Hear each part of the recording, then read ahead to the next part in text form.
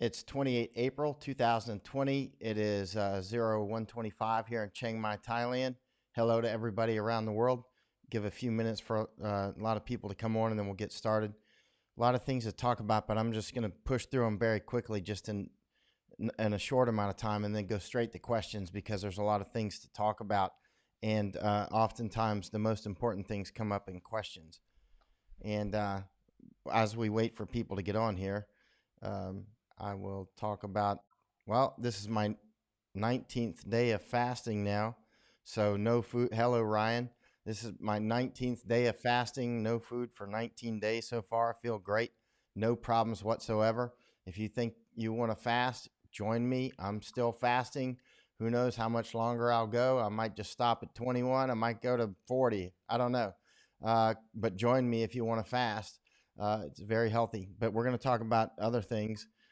You are more than welcome to ask questions, and I'm going to answer as many as possible. But first, we'll wait till a few more people get on, and then we're going to get started. Hello, and Lay in New Mexico, and Melanie. Sound is low. Sound is low. Here, I'll turn it up. How's that? That should be a little better then. That should be cranked up a lot more. How's that? Pull my mic down. Too low or too high? Uh, all right. Let me say hello to a few folks, and then can I lower the mic? Oh, I see. All right. Some people saying sound is too low, and Penny's saying others are saying lower the mic. Let's see. Well, let's see how it is now. Hi, James. Penny. Sounds great. Leah saying, hey, Stephen. And hello in Belgium, Paul. In Brownsville, Texas, Alonzo. All right, we're good to go then. Let's get on. Let's get on with it. Please share this out. We're going to talk about a few really important things, and I'm going to get straight to questions because that's where a lot of people have questions, and I can't answer them all offline because I get 8 meters of questions coming every day, and I got 3 centimeters of extra time, which is actually no extra time. So let's get started and talk about what's going on. The food supply chain is breaking down, and this is now going. Tyson Foods just took out a big advertisement in New York Times, and I think some other places as well, and mentions that the food supply chain is breaking down, which is what I've been warning about since January. Here it is. Now, I've seen this happen in other countries before, and I know how this happens. I've seen it over and over. What happens is it starts and then it avalanches very quickly.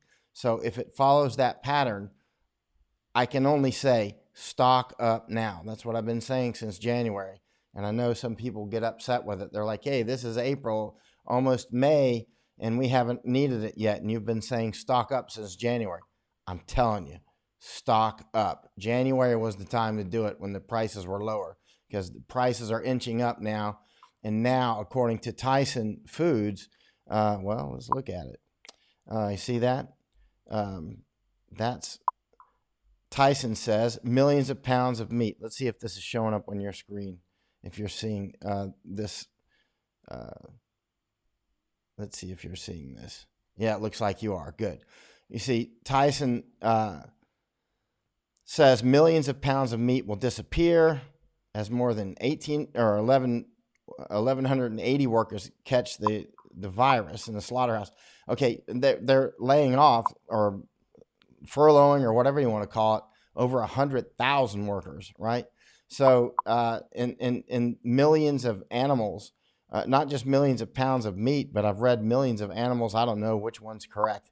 But anyway, it's going, the cows and other animals are just going to be slaughtered in the fields, right? Now, think about the chain of effects that can unfold here as farmers go bankrupt. So, a lot of farmers are not going to be able to just hang out and wait until Tyson and the rest open. And think about the implications here. You can't just grow a cow overnight. So as they slaughter huge amounts of inventory cows and hamburgers and that sort of thing, this leaves part of the grocery store is empty, right? So people are going to be buying other foods, right? So those prices, obviously, inflation will obviously increase, as I've been saying. And I'm telling you, this is really getting down to the wire. You need to stock up. If this goes the way I've seen it happen in other countries, from here it can avalanche quickly. And remember, all these toilet paper inventory outages, those aren't shortages. That's just out of stock. That's just out of stock, and sometimes it takes 2 or 3 weeks to restock. But that's nothing. Now we're talking profound, real shortages as huge amounts of livestock is slaughtered in the fields, milk being poured out, eggs not making it to market, all sorts of things. And so this is actually the actual production at that level. So production is now being affected very adversely. And then from there, also the processing, like Tyson, there'll be more, right? And remember, there'll be more. And then from the processors, then comes the rest of the supply chain, truck drivers and trains and all that to deliver it. And then the grocery stores like Kroger, Publix, whatever, when they start closing their doors, right? If they do. This can be quite serious how this can ripple, right? And so here we are. It's happening now. And I'm going to answer as many questions as possible. But first, I'm going to go over a few more things. Here's their letter, by the way. Actually, on my Patreon, I published the actual whole letter, and you can see here somewhere in the letter. I've read the whole letter. Even Tyson Foods mentions supply chains are breaking down, and so this is quite serious. And from here, sky's the limit. Now, I've been warning since January that your electricity can go out. I know it all sounded crazy when I was saying flights will end up grounded and restaurants closing and schools closing. And that sounded all crazy talk in January when I was buying those 600 masks to hand out in Hong Kong and Thailand, right? Sounded like crazy talk when I was saying buy food back then. Now, I know it sounds like crazy talk what I'm saying next, but it's the chances of it happening are very serious. You will find that those stores will not be restocked. And then there's going to be real food shortages, like actual food shortages where there just ain't enough food, right? And you either got it or you don't. And that's when the fist fights start. That's when the gunfights start. That's when the fights start. And so this is your last chance. If it continues on this route, I continue to hear the government and others trying to play this up like, maybe they keep stretching it out. First, they're like, oh, we'll be open back up by the end of April. And what did I say at that time? I said, no, we're not going to be open at the end of April. I said, it's not going down, or you can open up if you like. You can open up if you like, and then it'll just be catastrophe, which is what, Georgia and some other places are doing at this moment. However, which catastrophe is worse? To sit here and take it and watch our food supplies and everything else collapse, or get out there and take huge casualties from the virus? That's a tough one. I know what I would do. I would get out there and fight and maybe die. I wouldn't stay home and just wither away. But what I'm saying is I fully realize that either way, it's catastrophe. That we're just trying to mitigate. We're just trying to pick our catastrophe, basically. You want to pick your catastrophe fighting, or do you want to pick it hunkering down? Because this is not going to be over. I saw, one of the government officials today saying, that this may stretch out into August. It's like, no. It's not stretching out to August. It's going way beyond August. It's going to be going into 2021, period. There's no way around it. There's not going to be a vaccine. There's not, if we're lucky, there'll be some pharmaceuticals that will help immensely. Maybe there will, maybe there won't, but they need to get on them because here it comes. As Tyson just closed, and as millions of animals or pounds of animals are now being slaughtered in the fields, even while millions of Americans are now literally already in food lines, according to what I'm reading. Already millions. So there you go. And now a couple things. I'm just going to start taking questions because it's more important to answer your questions now as best I can. I do study this 7 days a week, and I've seen so many things around the world in conflicts and in bad situations, so I might be able to answer questions that others are not actually quite suited to do. I'm looking at something over here on a different screen. Let's see here. I want to say one thing that's vital before I start answering questions is flexibility is key from here out for the rest of our lives, right? AI is, artificial intelligence is coming. There's going to be huge changes to our economies around the world. For instance, these McDonald's jobs and whatnot, a lot of those, they're going to be replaced by kiosk. That's pretty doggone clear. Even while this is going on, McDonald's is probably going to be investing in kiosk. I'm just guessing. I don't know. So I think that a lot of these jobs are going to just be gone, even when the economy does finally pick back up. Many economies around the world. And so even as this goes on, AI, artificial intelligence, is growing so quickly, it's just a matter of time until we have truck drivers replaced by, self-driving trucks and that sort of thing. And so we all have to be highly flexible. Even writers, I've read about this 20 years ago, probably, that the day is coming when artificial intelligence will be writing fiction books. Luckily, I don't write fiction. But I mean, there's some things that for the foreseeable future, AI is not going to be able to do.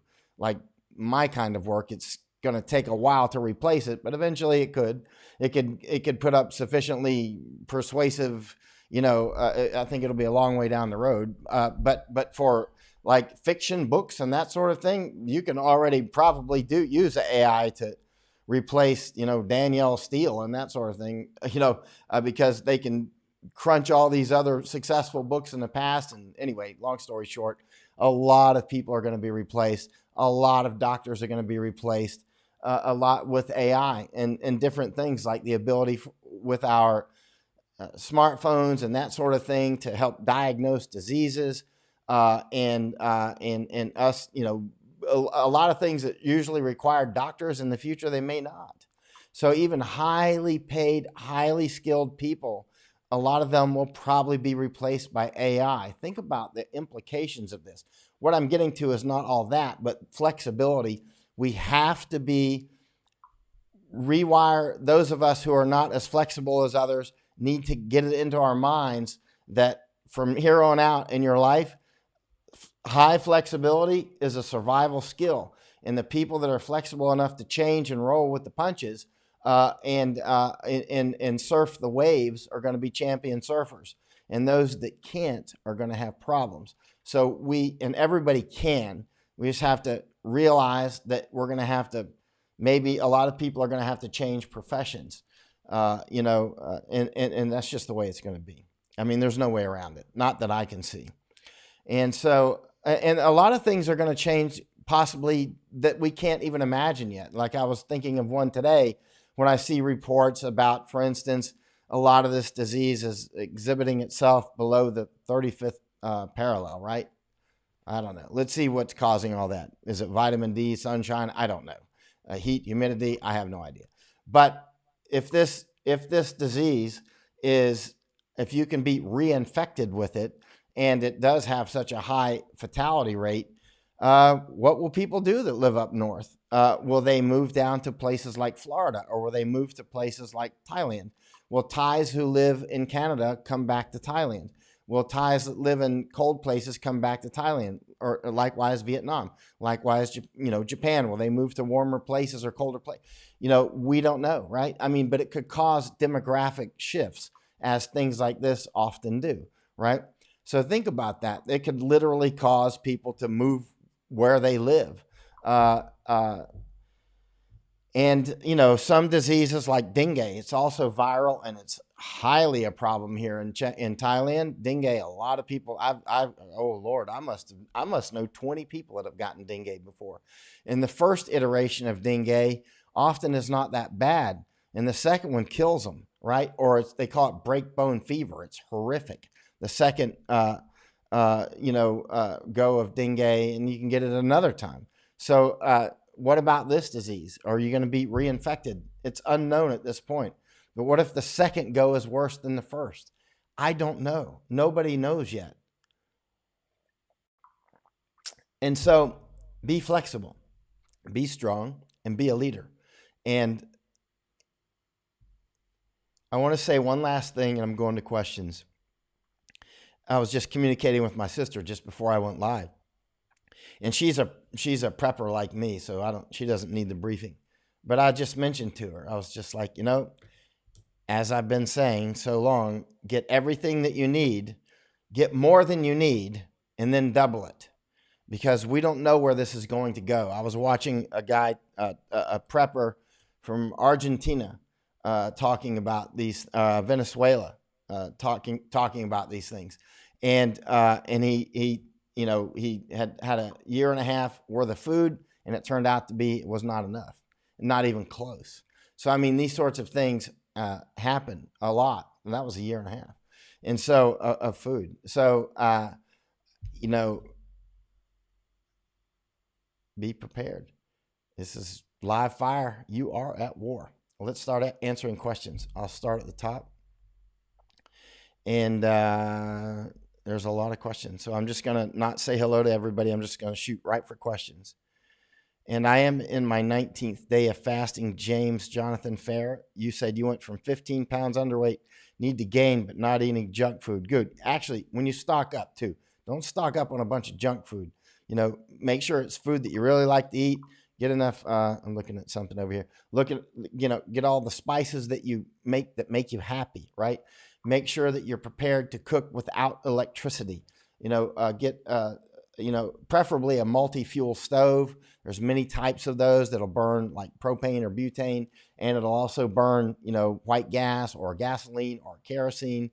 There's many types that'll do that. It's good to be flexible, and make sure, get yourself a pressure cooker. Like I mentioned numerous times before, if you have a big pressure cooker and you got a bunch of meat that's going bad because your electricity went out, throw it in the pressure cooker and cook it up, and then make a hunter's pot out of it, a hunter's stew, hunter's pot, also called the perpetual stew. Thais do it here in Thailand, and also English do it. That you just throw all the stuff in there and cook it up, and then just keep it simmering. Just a very low heat after you've got it going, and you can keep it for. People do it for years. I mean, literally years. And so you just keep eating this, just that way none of it goes to waste. Get used to not wasting any grain of rice. No bean goes wasted. Make sure you don't ever, cook even one bean more than you're going to eat, because food prices are going to go up, and you never know when. Listen, depression rules are in effect. Remember those of us who are old enough to have had grandparents that lived through that. They didn't like to waste stuff. And that's been imbued upon me as well. I don't like to waste a grain of rice. And make sure all the kids, they get that through their heads. If not, they'll be teaching their grandkids about not wasting stuff. I'll guarantee you that, once they get hungry. Yeah, Stephen says everybody might be fasting soon. That's right. Hey, in Texas, let's get down to questions on here. Mississippi down there. And thank you, everybody who supported my work. I greatly need it. I've been working today on getting over to Taiwan. I'm also watching the United States very closely. If we have a catastrophic meltdown with the food supply in the United States, I've been saying we have food security in the United States, and we produce enough, but can we get it to the people that need it? We don't have a strategic grain reserve, because our leaders, who also didn't stock up on masks, did something with our strategic grain reserve. It's gone. So think about also the implications for this for the rest of the world. Africa is going to start having buku problems. A lot of people are going to have big problems. And in the past, they've been able to depend on outside help. They're not going to get help from the United States when the United States has people in food lines. It's hard to imagine that that's going to fly politically in the United States if you're sending shiploads full of food over to Africa when you've got people starving or very hungry in the United States. So, I mean, and these things ripple. They turn into wars. They turn into famines, turn into wars. Wars turn into famines. And both of these things turn into more pandemics.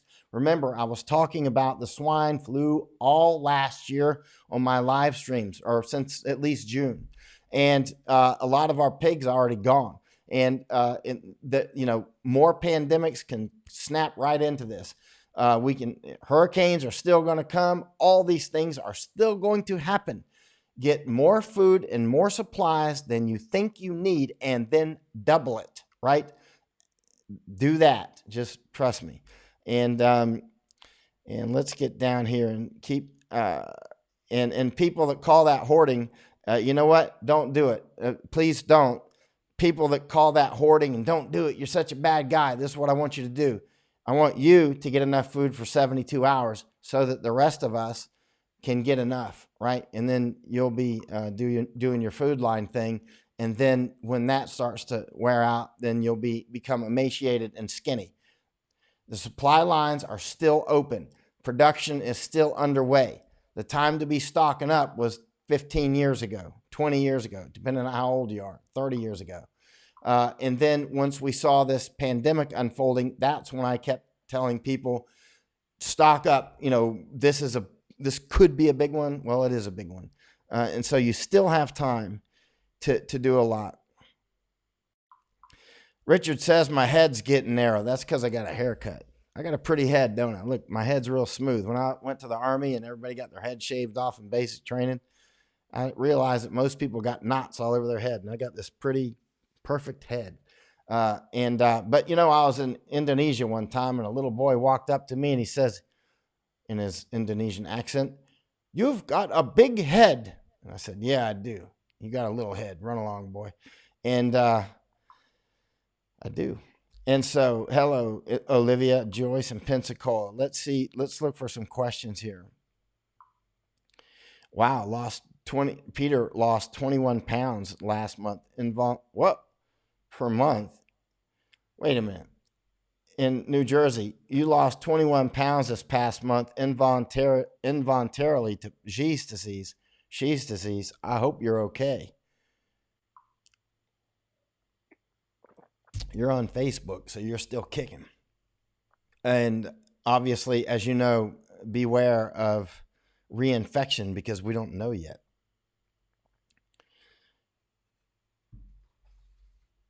Okay, let's Deuce 4. Hey, Dave. I hope y'all on Deuce 4. I think of y'all every day, even while this is going on. Deuce 4, you guys are awesome. I learned a lot from Deuce 4. You guys were incredibly courageous in Mosul. Did you know the Deuce 4 was the most decorated battalion in the Iraq War? A lot of Deuce 4 guys I talk with don't even know that. Well, you earned it with, blood, sweat, and tears, and you killed a lot of Al-Qaeda. Gambi Indrin, not sure if the automatic closed captions is your enabling on Facebook. The closed caption is working fantastically, but if you're unable to move the location of the closed captions, it would be nice if your camera was lowered. Oh, are the closed captions on my face? If that's the case, because I remember somebody mentioned something like that before. But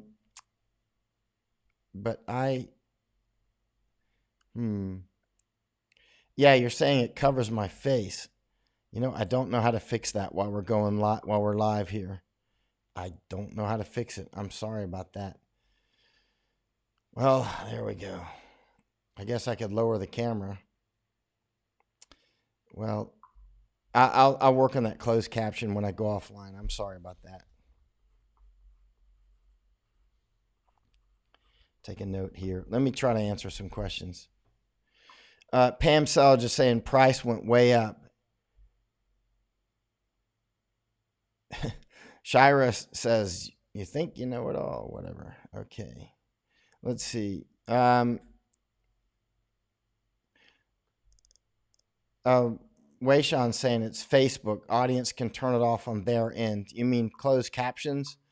If so, I mean, Wei Shan, do you see closed captions over my face on yours? Okay. Hello in North Texas. Crops are left in the fields to rot. Man, that's see, that's production side there. And as you know, you can't just grow cows and corn overnight. Nicola says, I know you are never wrong so far, but I pray you are this time. I do too. I hope I've been wrong the whole time. If I was hoping I was wrong in January, and I was hoping I would be saying now at this time in April, hey, I was wrong, but it's better to be prepared. I was hoping I'd be saying that defensively, like, hey, I'm sorry, I was wrong, but unfortunately, I'm not. So Nicola says my kids diet due to autism. It's impossible to stock up. Oh no, I don't know about autism diets. I don't. That's just something that's beyond my headlights. Timo Wade, it's intentional. They want us to have rely on China for supply. Yeah. Let's see. I'm looking for. Yeah, that's right. Pam Sellard says, grow your garden now and learn to can freeze dry food. Yeah, absolutely. I mean, get right on it. I just got some more gear. I may have to have it sent to Taiwan if I can get a visa to Taiwan. You have to get a COVID visa for Taiwan, actually. And so I got to work on that today. And I haven't applied yet because I needed some more information. But if I go over there, if I can get in, if I can't get there, I'm going to America. And so either way is front line. It's kind of difficult for me, as you can imagine. I'm thinking about it every hour of the day that I'm awake. Where can I be of most use, Taiwan or America? That's me tapping my finger. Sorry, I'm thinking. It's a tough one. It's a tough one. I mean, I think I'll do well either way because I can make do living off the land. I can fast. I mean, I've got control of my mind. I can, relax in a lot of stress. But I'm very concerned about the United States. And I'm also very concerned about Taiwan, whether China will attack. And yeah, this is a tough one. I can't divide myself in half. This is one of those Afghanistan or Iraq situations, and I can't be in both places at once. So I went to Philippines, and then I went back to Iraq and Afghanistan. And let's see. John Grudge says, glad to live in the country with game, fish, room for gardens. Yeah, that's great. That's definitely great, especially for individuals that know how to live off the land. Of course, we can't feed the country like that, as you well know. But if you got a rifle and you live in the right places, you can kill a lot of white-tailed deer, and they breed like rabbits. So it's not like you're going to make them go extinct, And hello in Ripley, Ohio, and hello Iris Law in Hong Kong. I hope you're doing well. Thinking about Hong Kong all the time. Darling Raju says, can any please tell me the lockdown there and what are the effort of the government to find a cure for coronavirus? Are you in?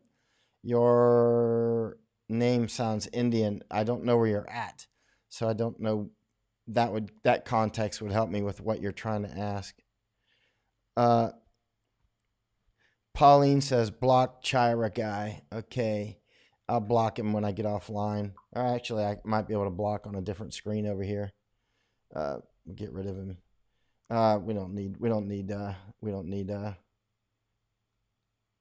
grown children. They can go away and have fun with the breadlines, because this is big boy rules and big boy girls. Big girl rules, big boy and big girl rules. If you want to play games, then go starve. That's fine. If I see them pop up, I'll delete. I'll try to delete them on the other line over here. It might not be possible. I might have to do it after I go offline. All right, I won't waste time on that right now. Let me try to answer questions here. Okay. Barbara says no milk today in Georgia at Dollar General store. Get powdered milk. Remember, you can get goat milk. I checked it today on Amazon. There was a lot of powdered milk and goat milk today on Amazon. I checked it.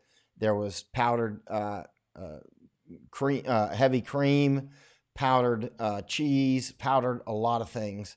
It's on Amazon right now. I was just checking it some hours ago, unless everybody just bought it out. But there's a lot of things. Remember to check Amazon and check other places like that. Check online. There's many places to check online. Kim Kozart Culbreath is saying, and thank you for the support, Kim. Very important. Remember when we were kids, people could go into the fields to pick bushels of fruit and vegetables themselves. Makes sense now. Actually, we used to do that. We'd go out with my grandparents, and you know how it is. You go out and pick your own strawberries. It's a smart deal. And then you pay, for those strawberries after you pick them or whatever, it can be whatever. And it was very smart for the farmers and very smart for us because we save money and we get out there and pick it because we had a garden too at my grandparents' house. And I planted one here as well. If you look up, there's one guy that has a website. He does gangsta gardening, like gangster. And he does it in Los Angeles. He's got some good ideas for doing urban gardening. He's good to listen to. And also, check out whatever, geographical area you're in and other circumstance. Check out prepping pages for that. And to make sure that, there's no need for you to look at how people prep in Alaska if you live down in Okeechobee, Florida, So look for people that are in your situation, and there's a lot of great ideas out there. Now, high-end people, quote unquote, call it resilience. Low-end people like me, we call it prepping, right? But I talk about resilience or prepping, and I use those interchangeably. And resilience and prepping are pretty much interchangeable. You might draw a little nuance there, but they're more or less interchangeable. It's just that resilience is a less politically loaded term. Dale says this might be an issue in northeastern states, but the West and South won't have these kinds of You said won't have these kinds of problems. Be careful. Careful what you just said there. Producers like Tyson aren't relied on for chicken or beef. Be really careful with what you just said, because remember, a major producer just went offline, and a lot of those farms are going offline. They're killing their animals in the fields. So that's leaving a black hole that other producers are going to start to fill, right? And so, and when the prices are higher, guess where those trucks are going to drive to? They're going to drive to where the prices are higher, right? So a lot of people that are like, hey, there's no problem. Our farms are fine. Our local producers, our local slaughtering houses and all that are full and blah, blah, blah. And first of all, they'll start shutting too. This disease is going everywhere. You might as well just come to grips with that. And I mean, it's going to hit farmers. It's going to hit truck drivers. It's going to hit everybody, that's out there, especially working. And so, and let's say, let's say 10,000 stores in America lose a huge amount of their Tyson products. Well, that vacuum is going to get filled by other products from other producers, from other distributors, from other this is not like taking your hand out of the water. Well, let's put it like this. Maybe you can use that analogy, and the water gets lower and lower because there's a lot of hands going to be coming out of that water. And here's Kim O'Brien saying, tried to buy some more online from Costco, and there is literally nothing in order in my area, central Pennsylvania. Go ahead and check other places, of course, like Amazon. There's a lot on Amazon. I was just checking earlier.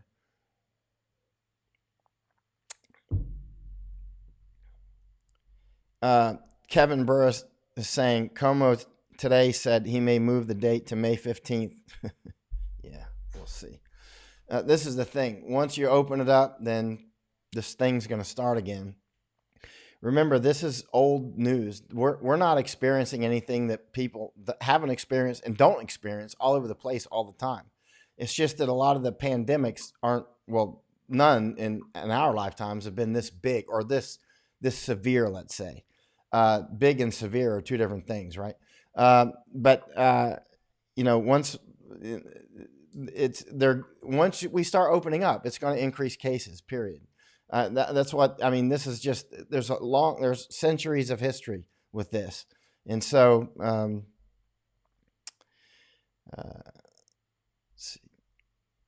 Robert Day says, Michael Yon, then the government will claim they need to take control for food for sake of distribution. Oh, you can bet. You can bet. The government will seize power. The government that continues to screw up everything under the sun, like who got us into this to begin with, they'll do it. And like Kim O'Brien says, Smithfield already closed. And okay, Kim brings up an important point. Smithfield already closed, and they're big. And Tyson just closed, right? So that's two. This Avalanche thing, watch. And once these two and so many more come offline, you'll see, I've seen this in other countries, then farmers will start to, they're killing their animals. And, they're pouring out milk. And they're not pouring out milk by the bucket full, by the glass full. They're pouring it out by the trainload full. You know what I mean? It's like, that's a lot of calories gone. And it's going to be replaced with something else. Alicia Wales Woodson says, where I can get chicken and beef outside of grocery stores. I'm in North Central Florida. Do I go straight to farmers? I would. Call up farmers. And one thing I've been mentioning for several months is there's a lot of restaurants out there, thousands and thousands of restaurants and distributors for restaurants who are going to have food. Maybe a lot of them still have it. And call them up. Call any restaurants in your area and ask them, do you have any inventory you want to sell? Call up local restaurants. It'll help them out. They want to unload their inventory because their restaurant ain't going to open anytime soon unless they got delivery. But call them up. Call up any of your, if you can't find the right number, then go to their shop. And, they probably got a website. If they don't, they might have a number on the door. Call in case of emergency. Call that number and say, hey, here's an emergency. I want to buy your food. And they might say, well, I've just been waiting on your call. How much do you want? The answer to that will be easy. How much you got, right? And so, help them unload and help you feed your family. Thanks, SB. In northern Florida, by the way, Alicia, there is a lot of, if you have water problems, make sure you know where all the springs are, all the Blue Springs and all that. Florida's got wonderful springs up there. I've swam in half of them, it seems like. Well, there's too many to swim in half of them unless you dedicate months of your life. But know where they are, know where the clear running rivers are, like Ishintucky River, and that's, which I never pronounce right, even though I've been down it so many times on the inner tube and that sort of thing. Crystal River, and know where all that nice clean water is. So in any case, if you need nice clean water, you can go down there and get you some, right? And Florida produces a lot of water. There are springs all over the place. As you know, lakes all over the place, rivers all over the place. Make sure you got good water filters, and you can be okay on water in Florida. Barbara Summey, I was told today by a nurse, the hospitals are like ghost hospitals, only virus patients. Hospitals may shut down and then no services for other people. They are losing money. Okay, this is something I warned about in January and February. As this virus kicks off, which it now has, stop doing your parachuting, stop doing your mountain biking, stop doing your rock climbing. I know they're all fun. I've done them all. They're lots and lots of fun. Stop doing your martial arts. You shouldn't be doing martial arts now for every reason. Although, that I love that too, but stop doing anything that can get you hurt or get you infected. And because if you break an arm now, that's quite serious. It's probably like, I only had a broken arm. Now I got a broken arm and I got the virus because I had to go to the hospital, right? Or you may not even be able to get in because, you know, you have a car accident because you can't get in because the hospitals are full. There's not enough staff. Even if the hospital is not full and there's not enough staff, you don't want to wait 3 hours for treatment after your head went through the windshield, right? Be safe. Big boy rules. This is combat rules. No medevac, right? You know, ambulances I've read up in New York sometimes take hours. I don't know if it's still like that, but it was about, you know, a month ago, you know, hours for 911 calls, getting put on hold for 911 calls. Don't do anything that can get you hurt, right? Stop juggling scissors and chainsaws. So, you know, be just really careful. Don't do things that'll get you sick. You know, because everything's on the table here. Looking for questions here. Hey, Kaitia Holland, when you put up a link, please put at least one sentence and tell people what it is so they don't have to click through to see. And that'll be very helpful. Thank you. Pam Sellard says, some farmers are selling direct. Definitely call up the farmers. Emma Luton says, so you encourage us to stock up before our friends and fellow citizens are getting hold of the food, or I misunderstand you. No, you don't misunderstand me. I've been saying it crystal clear since January. Stock up now. Stock up now. Stock up now. Is that clear? You got it? Stock up. Or don't stock up. I don't care. Don't stock up. See? And then when you don't stock up and later you're hungry, this will be the violin I play because you didn't prepare. Sorry, you didn't stock up. I told you 500 times to stock up. You didn't stock up. There you go. Tough luck. Have a fun time with it. This is big boy and big girl rules here. This is combat. You are in war. If you make a mistake, you will pay for it. There ain't going to be no nice parachute. Nobody's going to come hold your hand and make you feel better and read bedtime stories. You'll go to bed hungry. Your kids will go to bed hungry.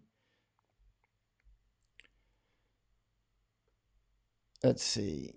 John Garrard is saying, look for Mennonite or Amish communities that operate stores. Also local smaller grocery stores. That's right. Amish, Mennonites, Quakers, they often prepare.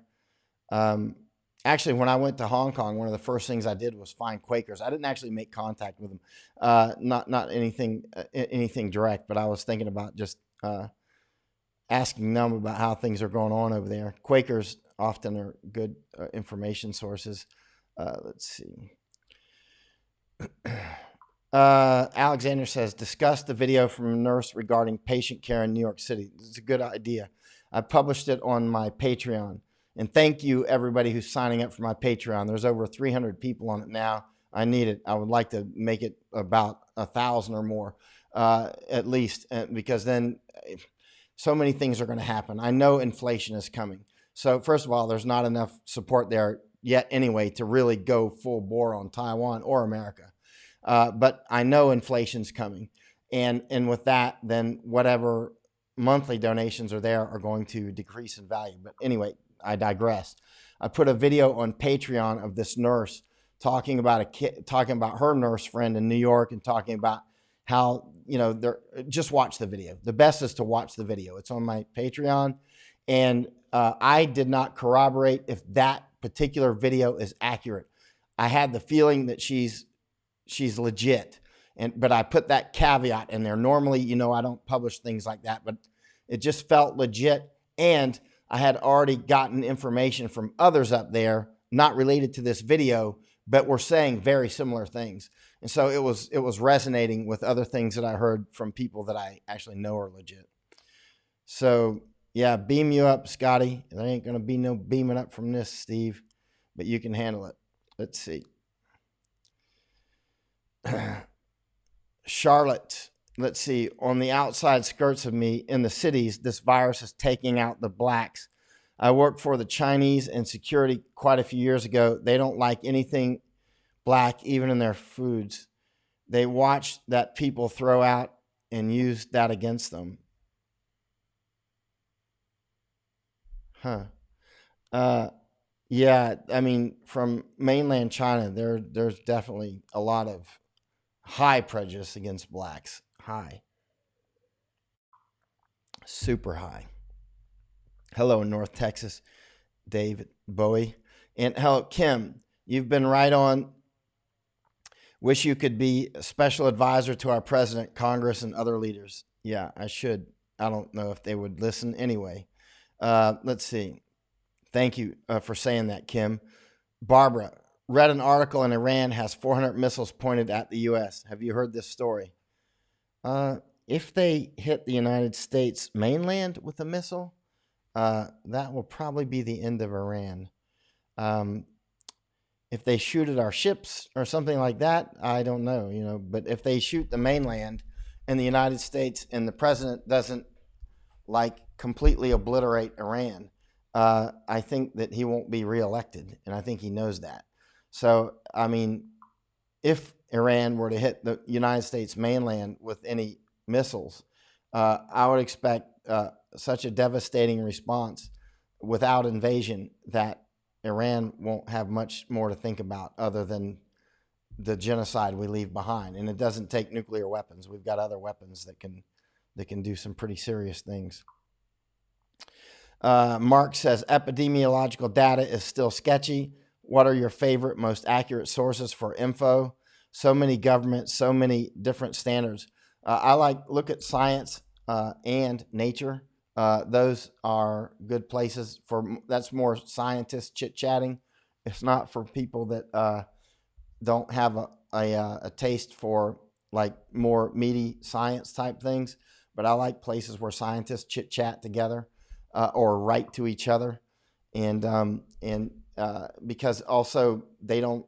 Well, I'm not going to say they don't tone it down. They do too, because they can be a lot of scientists, a huge amount of scientists are politically corrupted as well, financially corrupted, and that sort of thing. Not all, but a lot. But you get more accurate information from places like that, certainly, than you do from journalists who, in most cases, will lack the education to talk about some of these topics, because some of these are specialist topics, obviously, with the virus and that sort of thing. And remember, the virus is only a subset now. As I've been saying for a long time, we're going to get to a point where the virus part will be, and we'll just be going, oh, and then there's that virus, right? I mean, when we get to food shortages, profound food shortages, or wars, or any of that other thing, there'll be so many things going on. We'll be going, oh, and then there's this terrible virus happening, and food shortages. Because when there's food shortages, trust me, the priority will be food. It will not be the virus. It will be food for sure. So when people's families are hungry and that sort of thing, when they are hungry, they will take the risks to go get food. No matter what those risks are, most people are going to go get food. Hello, Pauline Leong. Hello from Toronto. Support Michael. Yes, and thank you for saying that very much, Pauline, and thank you. Thank you. And we do have to, Pam says, teach children to be self-sufficient. We have to teach them. That's one of the things that Thailand has going for it. King Rama IX, the previous king, great man and friend of the United States, he taught self-sufficiency for decades. So to Thai people, self-sufficiency, that's like a catchphrase. Resilience in Thailand is a catchphrase. In Thailand, people are used to that. They're used to the idea of having gardens. Not all of them do, of course, but a lot of the Thais are used to, you have to, if there's a disaster, you don't depend on the government. The government will come, but you have to depend on yourself. And a lot of Americans have learned this the hard way over and over, and fires and earthquakes and everything else. They're like, where's the government? Well, guess what? You are it until finally people come, and often, if not usually, the people that do bring help are not even the government anyway. So you have to be self-sufficient. You have to develop that within your circle of friends and family in your neighborhood.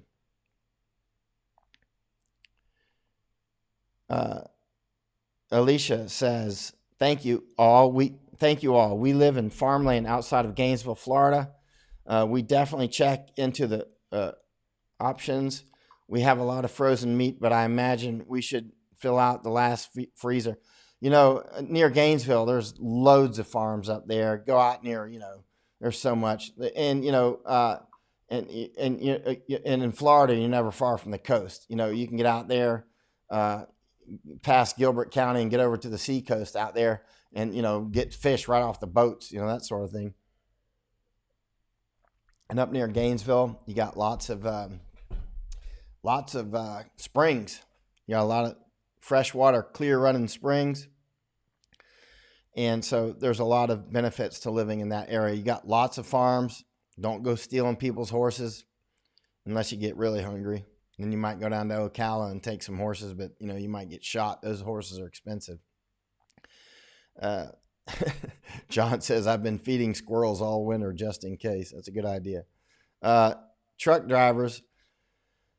Brian Baker says, truck drivers will not be losing their jobs to robots. The lane mitigation systems, along with the braking mitigation systems, continuously fail, not to mention the people that'll sabotage the equipment. With McDonald's, the systems are in public and the people can sabotage them, as well as revolts happen. I wouldn't count on that. Brian. I would not count on that. I would not count on that at all.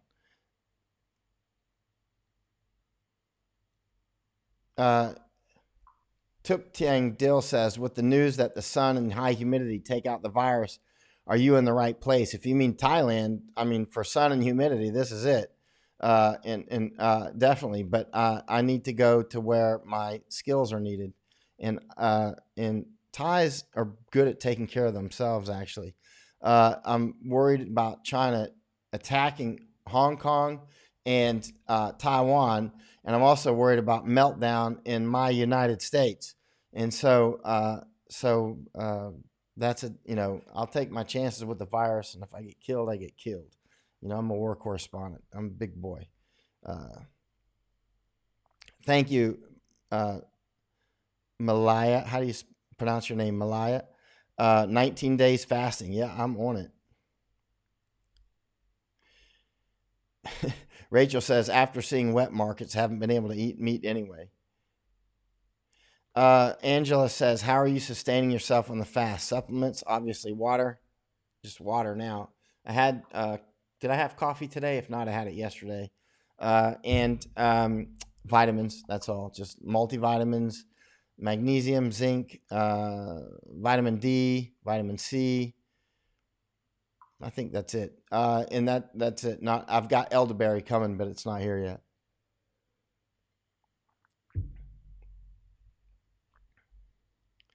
Let's see.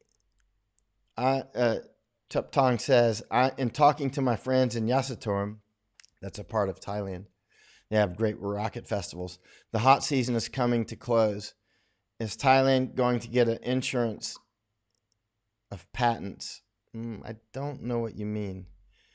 I don't know what you mean. I hope Thailand gets plenty of rain this year. I know there's been some predictions about maybe not. Google Blue Dot. Any favorite early warning sources for epidemics? Actually, one of the best sources for epidemics is just to watch the news. I've learned this since I was a teenager, not just about epidemics, but about serious stuff in general. Often, and I wrote this, I think, in my first book, Danger Close. I think I published that in 1999, something like that. Danger Close. It's a great book. You should read it. You can get it online as an ebook. That's my book, Danger Close. I think I mentioned it somewhere in this book. I haven't read my book in many years. Hey, I opened right to a survival page of all things. I opened right to a survival page, actually. And,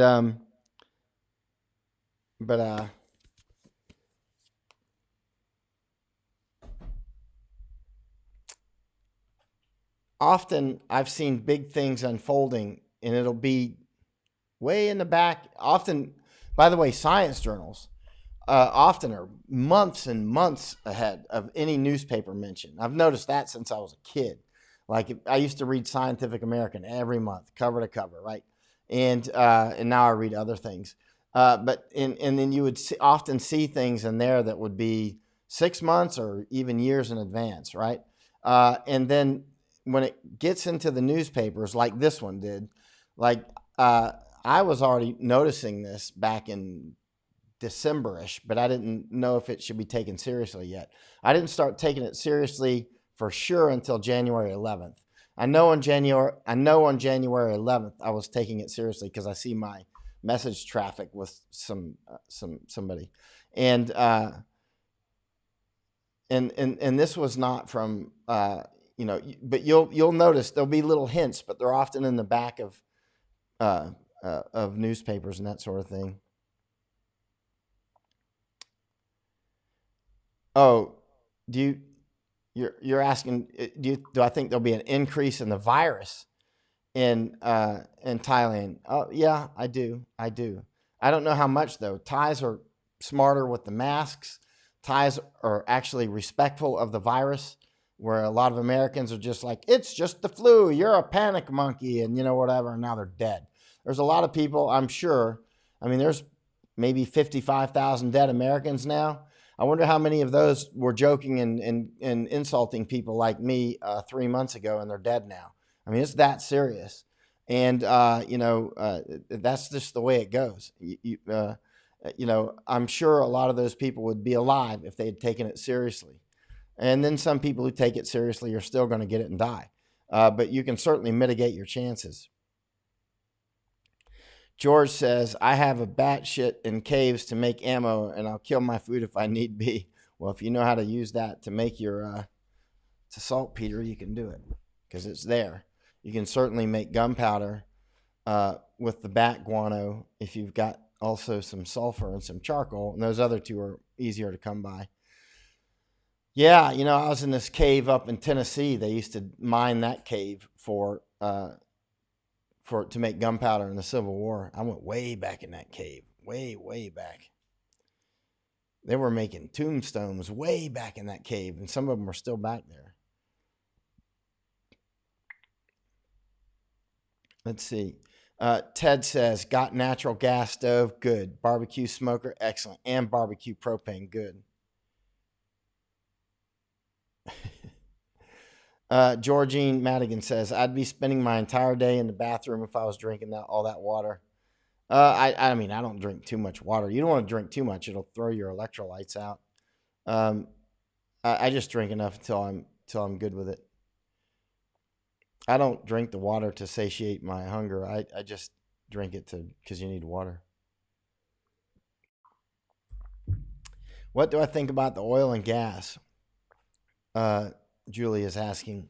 Well, I think our fracking business has been smashed. But I also think that a lot of other countries are getting smashed as well, like Russia, because their economy is dependent upon oil, as is Iraq, Libya, so many other countries. Many countries are dependent on oil, or highly dependent on oil, at least highly dependent on oil. And they are in for a terrible ride. I don't even know what's going to happen with Russia, but it's not going to be good. Alicia says, my dad always tells me his grandpa would scoop all the egg out of the shell with her pinky, nothing wasted. Yeah, there you go. Peace Da says, you look sick. You okay? I'm fine. I'm feeling great. Let's see. Kevin says, we have to cook beef, pork, and chicken to eat it anyway. So why are they so worried? Well, you got to, I mean, they don't want all their employees sick. All right. Let me shoot down. Oh gosh, there's so many questions. I can't possibly answer them all. I just shot down all the way to the end. Anthony Perello, my friend in Bangkok, supply and demand, no demand crisis crash. Russia's economy is dependent on oil trade. Yeah. And see, that's where these prices go wonky now in the United States. And that's why a lot of people are like, well, you're saying prices would skyrocket, and they haven't skyrocketed. They've decreased or they've increased. Now they're increasing because they do these crazy things. Demand decreased because when restaurants and everything closed, people started staying home and people have less money, demand decreased. But now watch, you see Tyson, Smithfield, and others going out of business or closing anyway. And then farmers dumping out food, dumping out, all sorts of things. And now the supply will be decreased, right? And so trust me, food prices, I'll give you 10-1 odds. I wish I were a betting man with money. I would bet 10-1 odds you'll see significant food in prices. So I would buy food as much as you can get right now.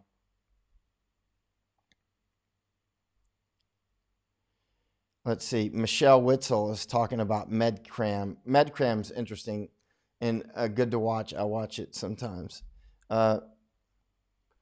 Mark Elliott saying 98% of people around me are oblivious to what's going on. They all think this is just temporary virus problems. They're in for a hurt.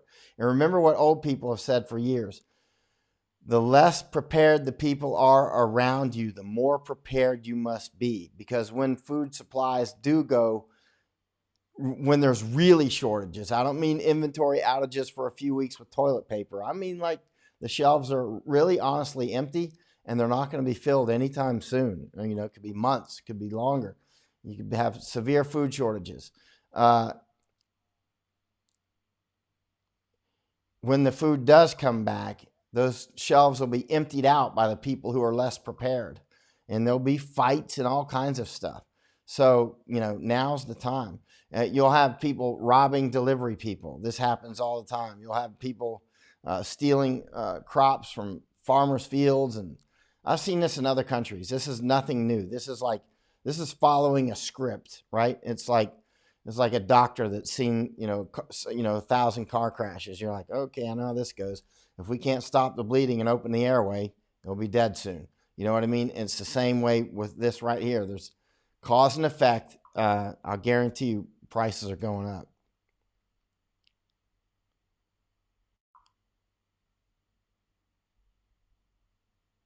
Okay.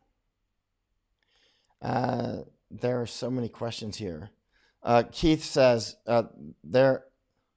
whoops. There we go. There are some debate about elderberry. It's good to keep you well, but if you come down with something, stop taking it in case it adds to the cytokine storm your immune system is mounting. Look into it and make your own decision, but I decided to err on the side of caution with it. Don't forget A and zinc. Yeah, actually, I'm taking A as well.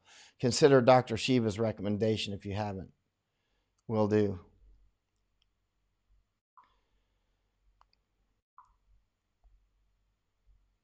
Word Dunlap says, early warnings for pandemics, disasters, accidents. I've used it for a year as a publisher.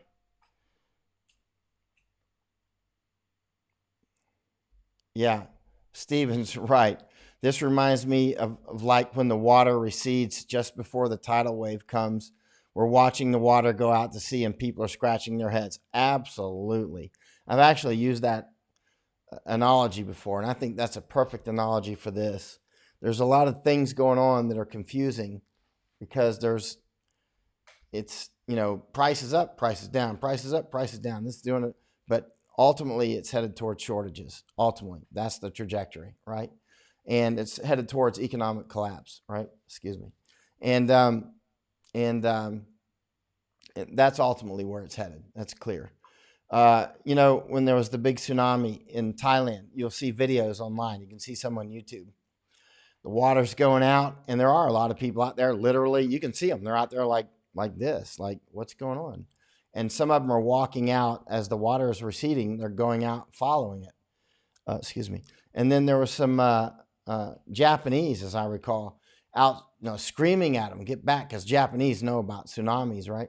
Japanese were trying to warn people, get back, get back, get back. And other people that knew what it was, like me and you, we know what it is, right? And so, and people are just like, and finally they see the water coming, and you see people running for their lives in some of those videos, and some make it and some are gone. They're just gone. The ignorance of what that symptom is cost them their lives. and many will never be seen again. They're just gone. Huge amounts of people were never seen again. Likewise with this. This virus is killing somebody right now at this second. Somebody just died, you know, and somebody just died again.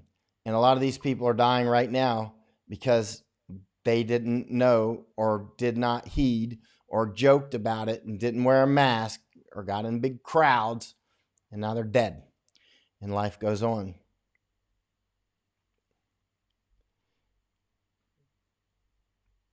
Okay. Hey, Bashir. Bashir Ahmad Siddiqui, my friend from Afghanistan, now living in America. Well, welcome to America in the pandemic. We are fasting now and got saving in food supply. Good, good. Well, are you fasting for Ramadan? Is this Ramadan? Man, I lost track of season if it's Ramadan. Well, if it's Ramadan, I hope you're having a good Ramadan. Let's see. You can come live with us in Pennsylvania. Be careful. If things get bad and I happen to be out there somewhere, I know how to use a rifle. We can go out there hunting together. I was just talking with a new friend up in Alaska. I might go bear hunting with him if we, get some meat on the table. Hog farmer Susan Richardson. Hog farmers in South Dakota are selling live hogs for $90 each. You must transport and find someone to process, though. Oh, that'd be easy. I'd shoot it on the spot, gut it, and be gone. I might not even gut it. I might take all of it. Probably would take all of it, actually, because you can, make chitlins and all that. Barbara Summey, this is the time we grow our chickens, pigs, and cows and kill ourselves. That's right. Pete Ruthstone, diesel, durable foods, ammunition, propane, potable, stabilized water. That's the barter of the hard times. That's right. That's right. You got that right. Yeah, don't forget to stock up for your pets. I've done that quite a lot, actually.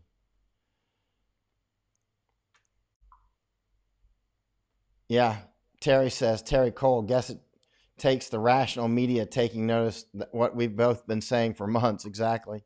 And you know what's interesting, though, is now a lot of the media is they went from, hey, it's just the flu, it's nothing. And I'm talking CNN and Fox, and all of them were doing that. All of them were doing that. All of them, to my knowledge. Maybe there's probably some exceptions out there, but all the ones that I was seeing were all like, it's not a big deal. You know what I mean? It's probably nothing. And the next thing you know, then they start to realize, this thing's for real. And now a lot of them are overreacting. Now they're causing panic, and it goes from like, hey, it's nothing. And that's why I've been saying stock up for so long. If you prepare everything in advance, there's no panic. You're just like, whatever, everything's cool with me. I watch everybody fight. It's like, I'm just going to sit down here and stay out of the way. Ewan Kip Moon says, I'm going the spam route. No freezer needed. Oh, man, you can't eat spam that long. Well, maybe you can. It'll give you a headache, won't it, if you eat it that long?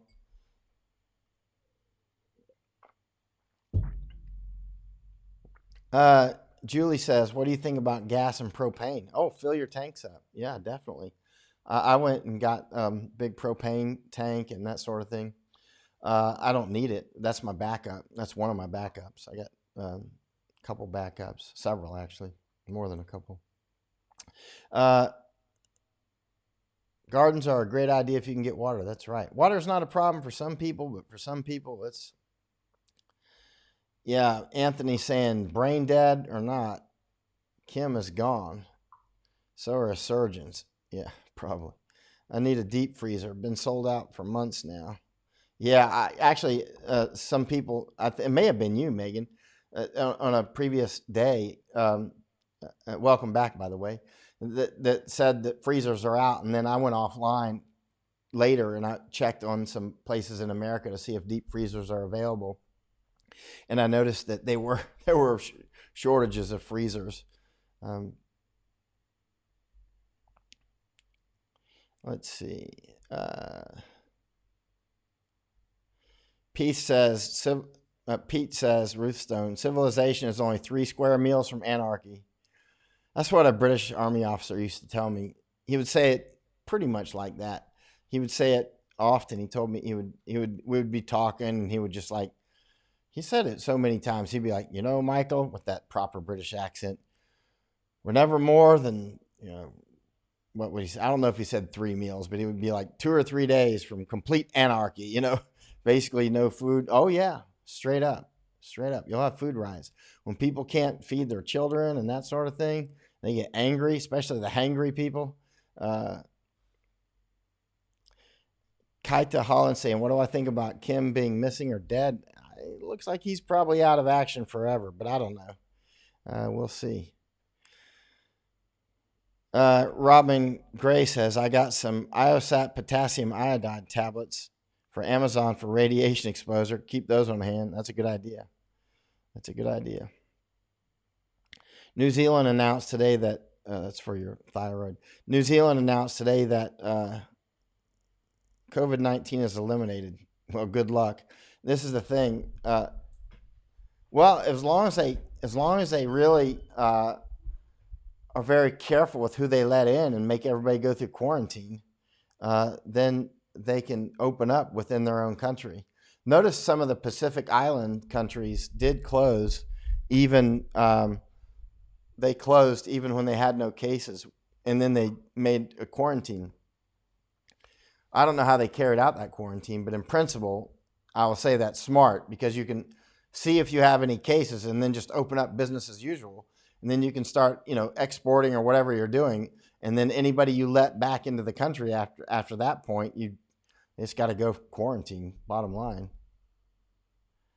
More on vitamin D preventing respiratory illnesses. Tony's put that up. SB says, isn't it 13 meals from anarchy? I don't know, but I know it's not many meals. Mike Carlson says, chest freezers are great. Get a vacuum sealer. Buy meat when it's on sale. Yeah, exactly. And listen, also, like my freezer, I got a new one as well. I'm saving electricity, and I can see I am, because I've been watching it very closely. I put my own thermostat inside of it, which is a Wi-Fi. It's a Bluetooth thermostat, so I can check the temperature like here or at my desk. And by putting a jacket and some other things in it, and insulating it on the sides and stuff, it's not insulated as well as I'm going to do it yet on the sides. I'm improving that, but I've insulated a lot on the top with like a blanket and a yoga mat and some other stuff. I can already see that I'm able to turn it down quite a bit so that I'm not using as much electricity, just because I insulated it by putting like thick pile jacket inside and that sort of thing. You can save yourself a lot of electricity by putting more insulation, and also use space blanket for your the silver ones, for just in case your electricity goes out, then your goods in your freezer will last a little longer.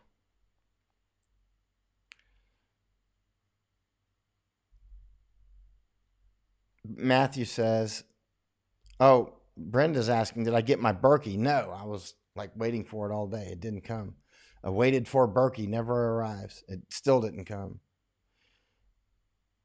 Yeah, let's see. Matthew says, Bakersfield, make sure to put a link. Make sure, Matthew, when you put a link up, to put a sentence of introduction so people can decide if they want to click through. Matthew said, saw a video of doctors from Bakersfield talking about how they stay at home. They consider it loonies because it messes with the natural order of herd immunity. Sean Brown, if you're looking for meat, don't shop the big name stores. Shop at your local butcher shop. It helps them, helps the local ranchers, and you know what you're getting. That's a good idea. And Michelle's been canning meat. Excellent. Brenda's got hers Berkey already, 2.25 gallon. That's the big Berkey, I think, right? Because that's the one I ordered. I think it's the same one. It's the big Berkey, right? I got the big Berkey. It's not the biggest one. It's actually the second smallest one. They call it the big Berkey for some reason.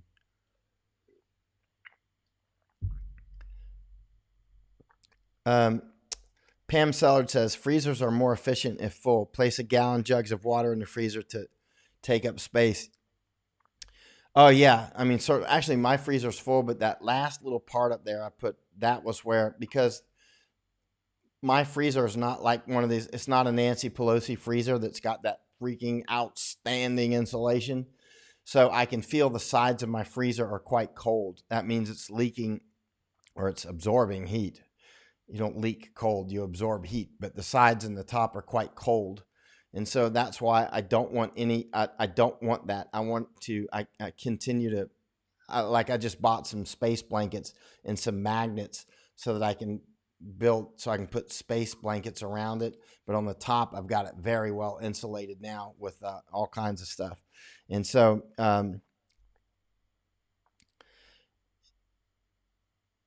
that, you want to make sure that it doesn't feel cold on the outside, because you're losing electricity and you're making that thing work harder. And also, if your electricity goes out, that means it's going to get warmer faster, right? So make sure it's properly insulated.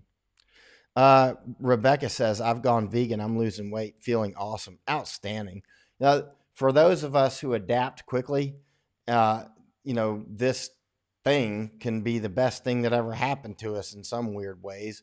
If we take this time and use it fruitfully and meditate and that sort of thing, because a lot of people are going to have more time on their hands, and some won't if they're on the front line. And I won't whenever I actually join the front line again. Right now, I'm in a state of study and repose, which I do sometimes anyway.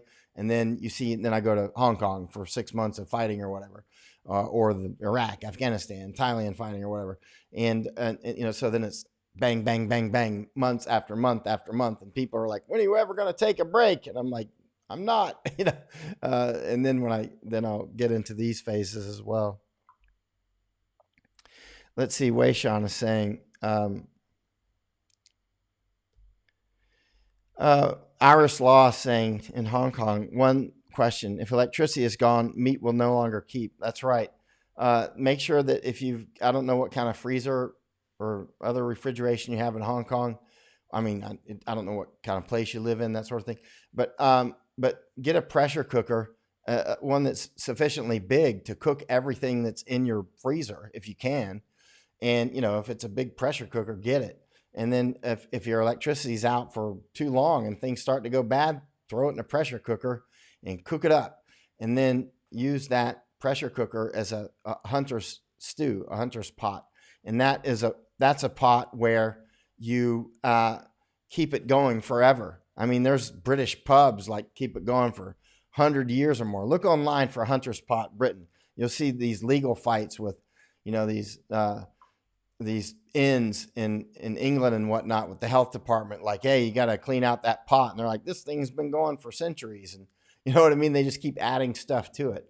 And they do it in Thailand too. And I'm telling you what, when you get a hunter's pot going like they do in Thailand or UK, I get one going here sometimes. I'm fasting now.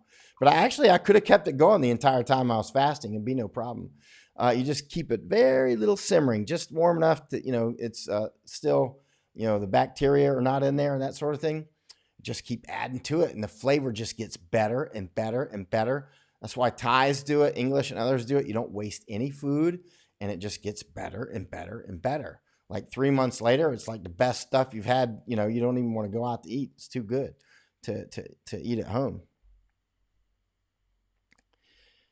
Weishan says, I ordered a black Berkey, I think it was a blackberry pump from the eastern states of Australia. And after a month, still not here. Not sure what's up. Everything else from there only took 2 weeks. Those Berkeys seem to be in short supply because, some people aren't able to get them now.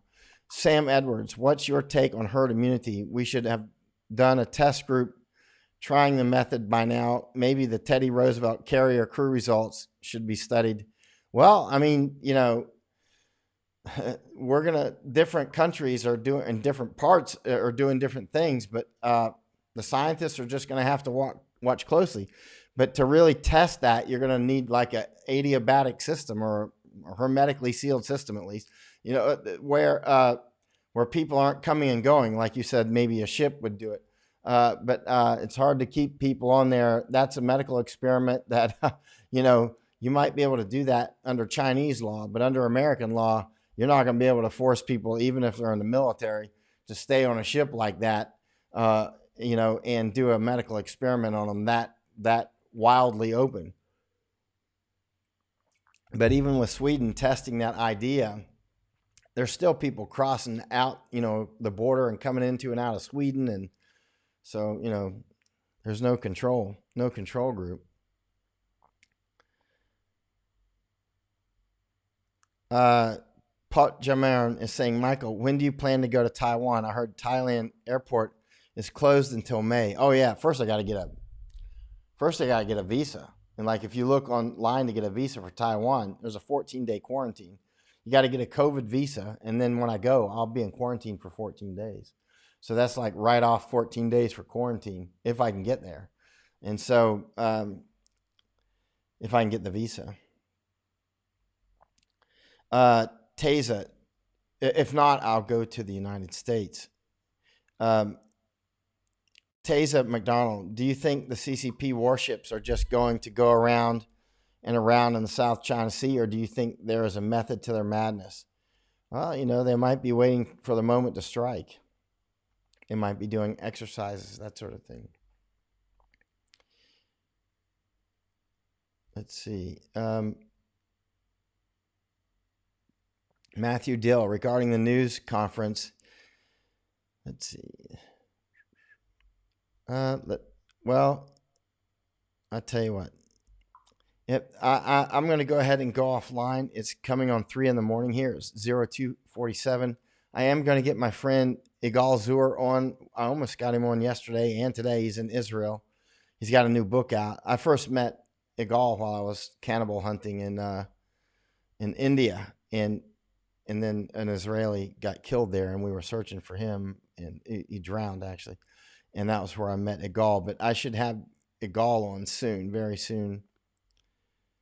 Brenda got her Berkey. Good.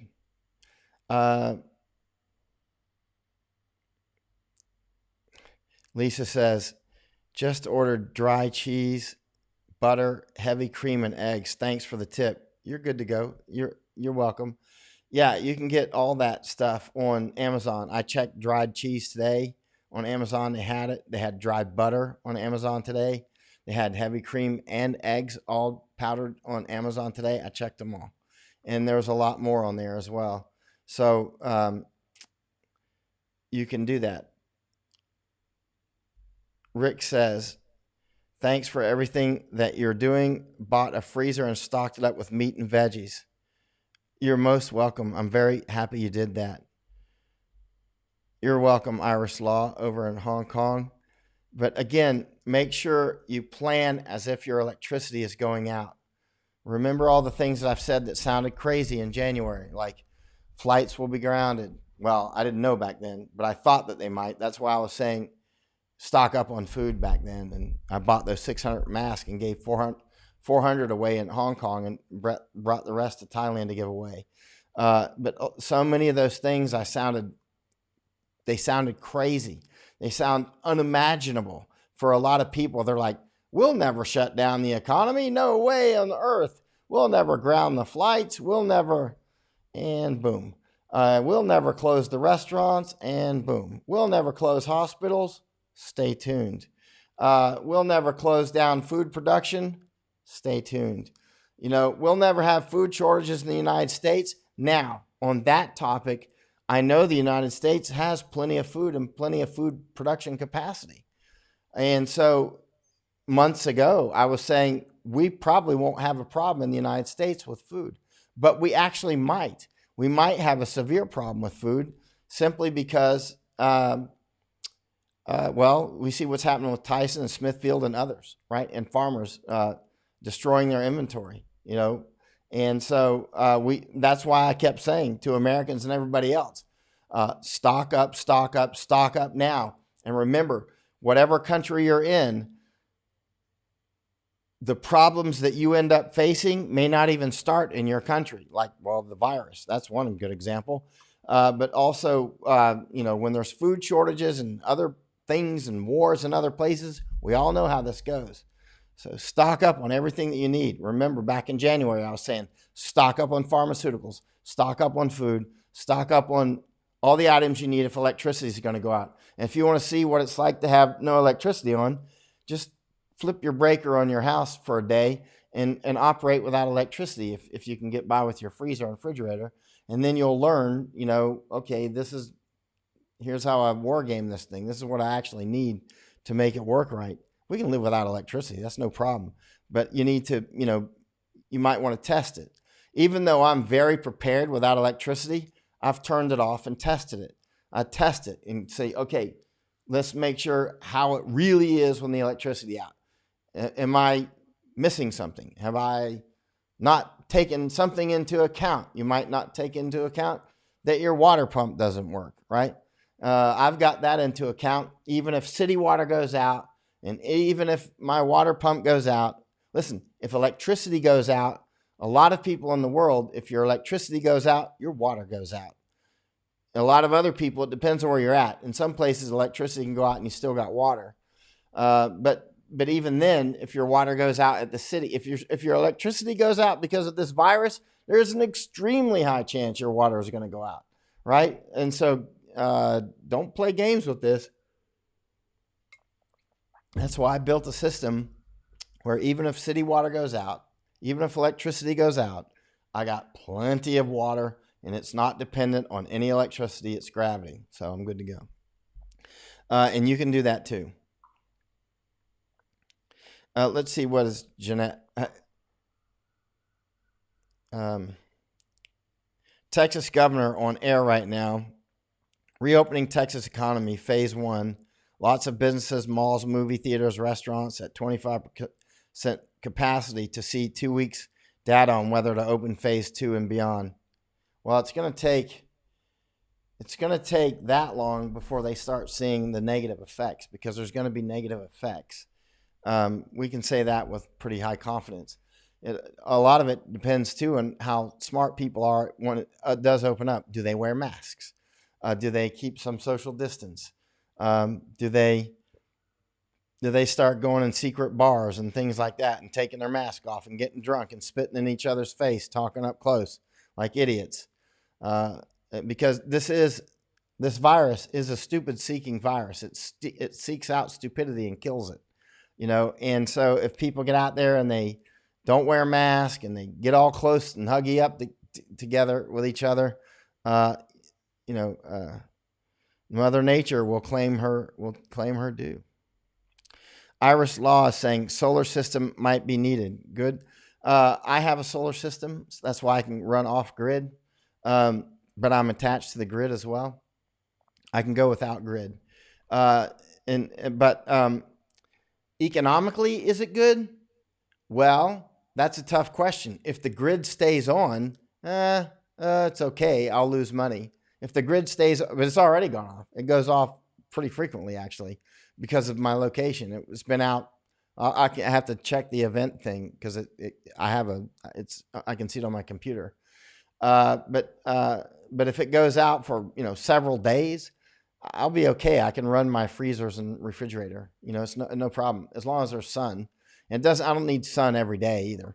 But as long as I get sufficient sun, I'll be able to run it for indefinitely. If I get like 8 days of sun, I won't have enough. But then I'll just cook everything. It gives me enough time to start cooking everything. But if it goes the way Thailand, as I know it is, I've got enough panels to just work off the sun. But is it economical? It's economical if everybody else loses power and I don't. Because then I'll still be able to, I won't have to, my freezers and everything will still be working. I'll still be able to come on live and talk with you. But if I didn't have that capacity with the solar, I wouldn't be able to go live and say, hey, the electricity's out everywhere except for here. And so there you go. But yeah, resilience wise, it's worth it, or I wouldn't have done it. But it's an expense for me at this point. I was talking with a friend of mine. He's got a Tesla car in the United States. because I was looking at these Tesla systems. They don't have them in Thailand, to my knowledge. Anyway, I was just checking it out for the future in the United States when I go back. I mean, like really go back at some point. I want to live part time in Thailand and part in the United States eventually. As I go on through the years, and I want a home that's extremely resilient and not because the chances that we'll get hit with solar issues like a Carrington storm or EMP or something, a virus that takes out the grid is actually severe. It's actually a much higher chance than we'll be hit with a pandemic. We just got hit with a pandemic. And so, but the chances of the electrical grid going out from something else is actually significantly higher than getting hit with a pandemic like this. And we are getting hit with the pandemic. So even tomorrow, that's why I said months ago, these disasters, they don't happen. They don't, Murphy's Law is always in effect. And we could have a Carrington storm right now. And if that happens, if we have a Carrington storm now and it takes out the entire grid in the United States and around the world, oh Lord, hundreds of millions dead, probably hundreds of millions. If not, I don't know, maybe a billion or more. I have no idea. I mean, in the prospects of something like a Carrington storm, taking out grids around the world, and the United States hasn't hardened our grid. And so I want something that's completely offline, that can be completely offline. And if you get an entire system like that, even if you had an electrical car, and I'm not talking doing this for green reasons or to sell money back to the grid. I'm talking about to have an island of resiliency so that you actually can power your transport. You can actually, with solar, because when you bring your car home, you can plug it in at home, right? If you got enough solar panels and you're living in the right part of the world. Kim Wise Moore says, thank you for all of your advice. I appreciate it so much. And I hugely appreciate your support, Susan. That's massively helpful. Made my day. Very important. For everybody who's supporting my work, thank you very much. Big time on supporting me on Patreon or PayPal. Patreon is the best because it comes in monthly. And PayPal is great too. I'll take anything that you want to give. But I love Patreon because then I can plan on it. I mean, if I had even 1,000 Patreon supporters, that would make a huge difference on how I would reframe on how I look at things. And if I had several thousand Patreon supporters, which I should with all the type of information I give out, but I would be able to actually hire people full time and actually employ people during this time to do important things and help people get information out. And Susan, it's very tempting actually to come back to the United States. I want to go to Taiwan because I'm really worried that China is going to attack. Likewise, I'm very concerned about issues in the United States that could lead to very serious civil unrest and the continuation of our economic collapse, which is definitely happening right now, with no end in sight at this point. And one idea that I have is and I've been talking about it with some people, is to go home to the United States and get a motorhome, and a really nice motorhome that is sufficient that I could live in it easily for a year. And I can do that. I got mind control. It's no problem.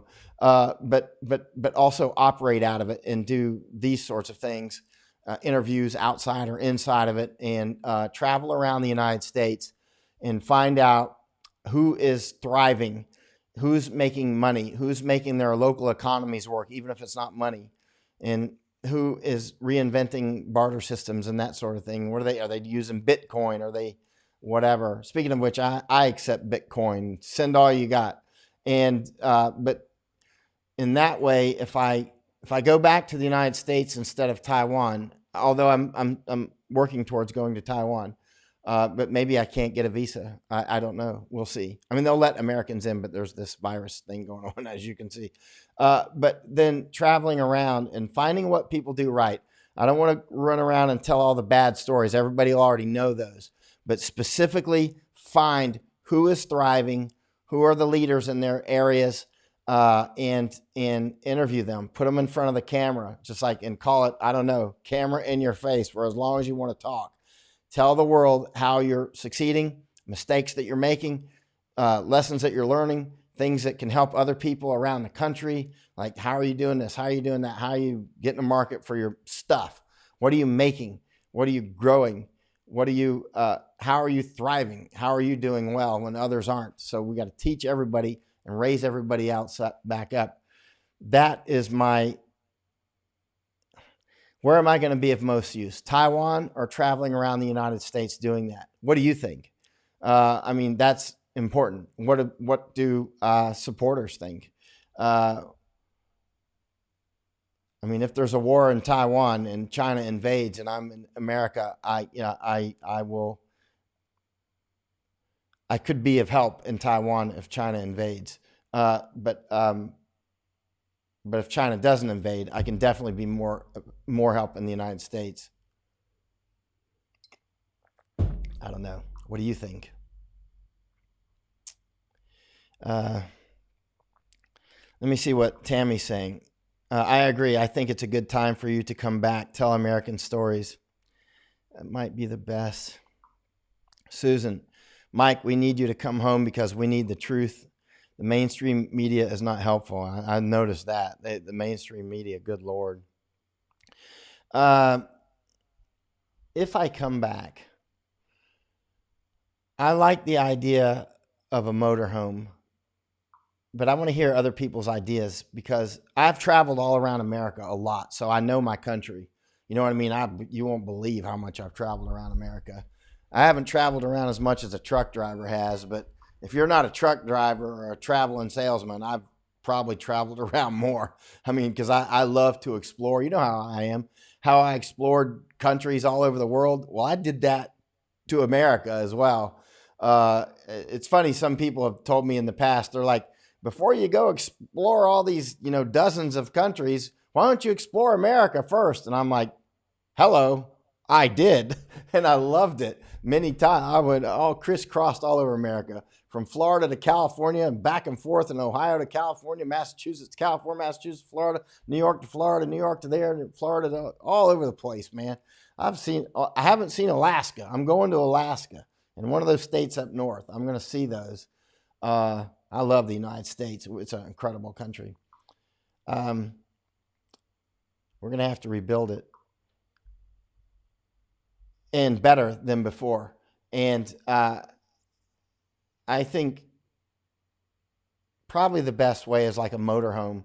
That way I don't have to worry about any hotels or hotel bills. I can go anywhere I want. And certainly not getting on any flights. And plus I need to carry a lot of gear. You know what I mean? It's a lot of gear. You got to, camera gear to put people on and tell their story. You can't just be, I don't want to just drive around in a car like that. You need to have a base camp and a kitchen and, you need to be, good to go on that sort of stuff.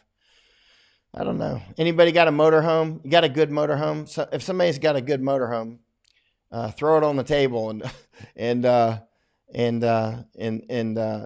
might be the way to go. Let me try to answer some. I was going to go offline, but I want to see what, let's see. Yeah, Kim saying, I agree, Mike, a Carrington event could happen. A Carrington event is a solar event. Like we had one in I'm going to wire in the way. What did we have one in 1856 or something? Or no, 1876? It was after the Civil War, right? Yeah, because they had telegraphs. Telegraphs got blasted. And even telegraphs got blasted. So it's a solar event that causes a real serious issue with our magnetic. Anyway, bottom line is it'll fry a lot. It'll fry a lot of our computers and things like that will be gone. They'll be gone. uh, and could be literally. I think it's been estimated. Excuse me. I'm coughing, but it's not COVID. It's because I'm talking for how long now? Hour and a half? Yeah, hour and 40 minutes. I need to start taking calls so somebody else can talk. Listen, but if we get another Carrington event, which we will, and our systems are not hardened, and they're not, that's the end of America. Is there something about big events that people don't take seriously? Like this pandemic can do this. And when you say that, people are like, even when it's coming in, even when it's already landed and killing people in America, a huge amount of people are still like, oh, it's just the flu, that sort of thing. Oh, it's just, whatever, it's not that big of a deal. People are just panicking. If they would just stop panicking. And you're like, well, okay. Are they panicking? Is that what's really causing this? How much real panic have you actually seen? I mean, really. I mean, some people fight and get stabbed or whatever, but there's nut cases out there all the time. People get stabbed all the time anyway, and some of it will certainly be increased by this. I don't have any data to back that up, and I'm just going to take a wild guess. But how much real panic have you seen though? Except for some people running out to get toilet paper. Is that really panic? People misuse words too much. They don't use the right words. Panic buying because you're stocking up in advance. That's not panic buying. That's intelligence. Panic buying is what happens when you suddenly you realize that your kids are hungry. Oh, and the electricity just went out and destroyed the rest of the food that you had. Oh, we had enough food for one more week, and the electricity went out, and that food's dead. And so because you didn't have preparation for it. And now comes the panic because the kids are crying, and they're trying to eat cockroaches and that sort of thing. And they will too when they get hungry, because things start looking different when you get hungry, believe me. And so you will, that's when panic can actually happen, but I haven't seen any panic. Maybe some individuals, but some people panic over spiders. You know what I mean? You got panic over snakes or whatever. But there's not been any widespread panic.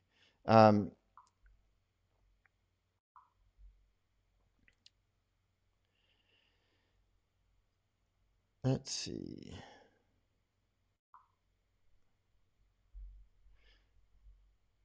I'm going to try to answer some questions here. But a Carrington event could literally kill the United States, and it would happen more or less silently. Probably it would be.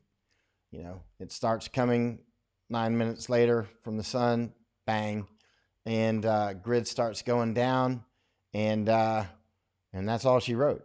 Even one government study, as I recall, was something like 2/3 of Americans would probably die from a severe, something like a Carrington event. And the chances of that happening are significant. The chances of something taking out our grid, Carrington or EMP from North Korea, anybody, a terrorist, or accident, or a virus, or just stupidity. Somebody somehow accidentally takes down our grid. I don't know how they could do it, but Murphy's got the most incredible imagination.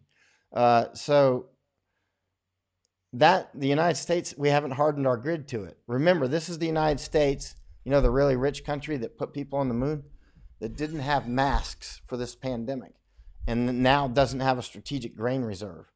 So, and we have not hardened our electrical grid for that. Anyway, so that's something. Teza's saying put those codes up again. You mean the codes for the barcodes? For the maybe I got them here.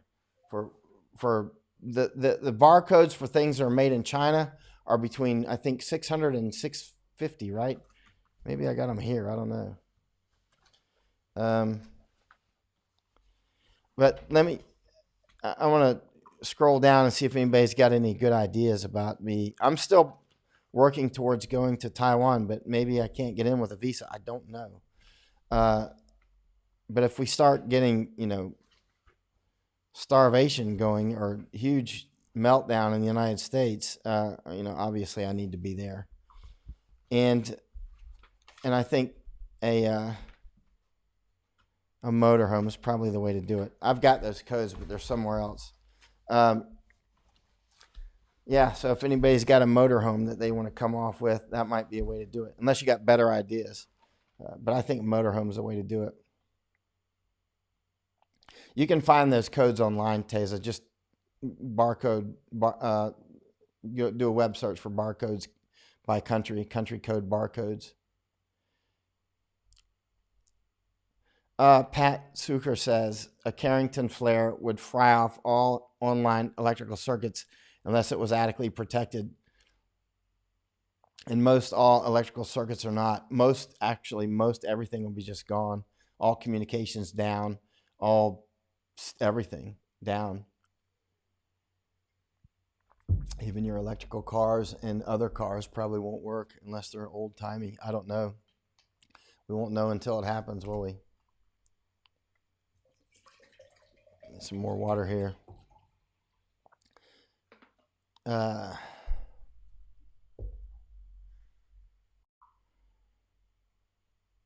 Robert Day said you'd be better off with a delivery van retrofitted. You can move faster. Maybe, but I have to live in it too. I don't want to stay in hotels or depend on something like that. I want to be able to, just somebody lets me even park in their yard. I don't take up any space, and I can just plug the thing in. I want, it needs solar panels on it and that sort of thing. But yeah, I just need to, actually, if anybody does have a nice motorhome, it needs to be something sufficient too, not like wheels falling off of it. It needs to be in really good condition, because you don't want to spend all your time working on the machine rather than out doing work. But if somebody has a motorhome or knows somebody that does, I have a feeling that not a lot of people are going to be using their motorhomes right now. A lot of people might be, but I don't think a lot of people are going to be. I have a feeling that with the economy crashing, a lot of people won't be driving them very much. So if you know anybody that's got a motorhome, please hit me with a private message, but put something in that. Look, I get a huge amount of messages. I can't service them all. I can't even open them all. I apologize for that. So please don't send any chit chat. No chit chat whatsoever. Every message needs to be something, like important that we need to communicate about. But if you know somebody that's got like a motorhome and they're willing to let me just take it across America for indefinite amount of time, and it needs to be something in good condition, that's something that can certainly lean me towards doing that, heavily lean me towards doing it. Rita says, I'm on the road from Oklahoma City to home. I missed the first of this. Have you talked about Kim Jong-un? Only in a minor way, Rita, because, I think he's probably dead or at least out of service. That's kind of clear. The effects of that are unknown. Moon in South Korea is obviously a buddy of China, and reunification. Yeah. Gedalia says, Simcha, get some people to proxy for you in America while you yourself go to Taiwan. Yeah, it's a tough question. But if Taiwan gives me a visa, I'll go to Taiwan. But I could have problems anyway. Tammy says, I bet you will have a great opportunity to camp for free all over America. You got free camping and food spot here at my place in Eastern Oregon. Well, at some point, if I do the motorhome thing, I'll be seeing you in Eastern Oregon. That's for sure. Eastern Oregon's nice out there, isn't it? I've been through there quite a few times. I've been all through Oregon. Oregon's such a wonderful state. Rachel says, USA, information is freedom. It is. Why is my head itching? And there's no skeeters around here. Although they call them mon mong, I think, in Thai language. There's a lot of bugs have been around the lights tonight, meaning a lot of rain's coming. but yeah, a motorhome would be that'd be the way to do it. I'll just get myself a crock pot and all kinds of things in there, and I'll get myself or not a crock pot, but one of those uh, anyway, and I'll just have myself a constant hunter's pot on and the bolted back in there, and I'll just drive around America place to place, and before I get there, I'll know who's succeeding and go to them and say, hey, tell your story. What's going on? Maybe I'll stay in some campground for a week and let people come to me or go to them at their farm or something and ask them to show me how they're succeeding or, any mistakes that they're making, and just share that information. Tommy says, you want to do the big motorhome thing too. I think it would work. Yeah, rebuilding needs guidance. It needs it on the strategic level from Washington and state levels as well, and then at town levels. But it also needs it at just our level, because it's the people that built America. It's not the government. The government's the one that let all this get out of control. Well, first of all, it's CCP that let it get out of control and lied about it. And then, many more mistakes happened after that, such as not having masks. But let's see. Hopefully Taiwan will give me I started filling out Gedalia Simcha.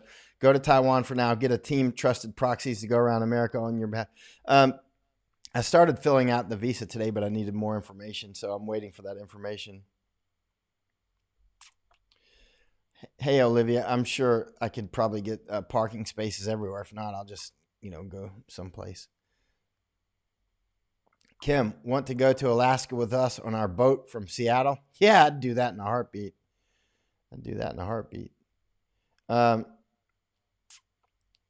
Tammy says, get a good pickup and a fifth wheel camper. Yeah, that's another idea, another way to do it. Because as you know, then you can, take it off, and then you've got the pickup, independent, which may be the smart way to do it, actually. That might be a smarter way to do it, actually. Yeah, Steve says we are the most motorhome friendly country in the world. Oh, for sure, for sure. As you know, there's a lot of Americans who live in their motorhomes, and there's a lot to learn from them. If I start doing this, I'll be asking them for advice on how to do it the best way. Carrington was 1859, and it really knocked out the telegraphs, actually. Come to USA and go the motorhome route. Route 66 or I-40. We went one way, right? I-10, I-75, all of them, right? And then get off on those side routes. Am I going to get a dog for that trip like Steinbeck? I love dogs, so I would definitely want one. I won't be able to bring my dog. Are Taiwanese people allowed to own guns? Not to my knowledge. Okay. Yeah, but if anybody does have an idea for a really nice motorhome, a big one, something that I could really travel across America with and have my setup and that sort of thing, or a pickup and a big fifth wheel, the trailers, that might be the smarter way to do it. That makes it immediately doable, actually. That makes it just basically getting, a flight back there and starting, because I already know how to do this stuff.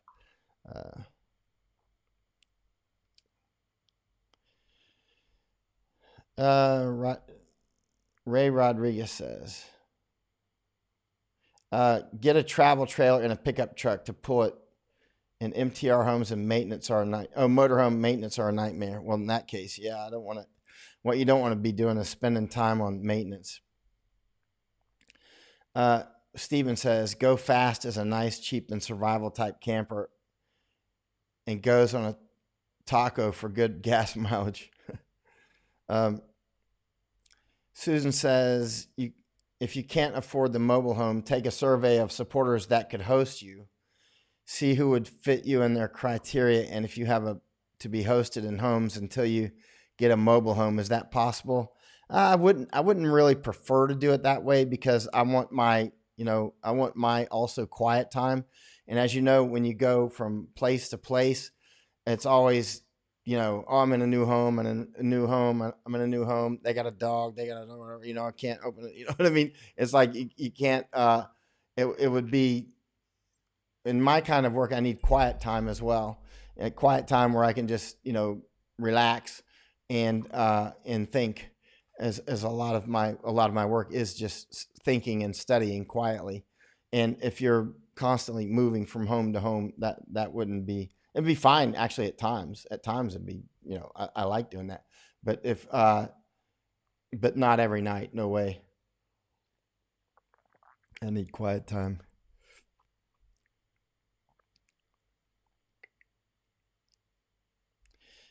Gary says, if you saw the Costco near me, you would say that people were panicking.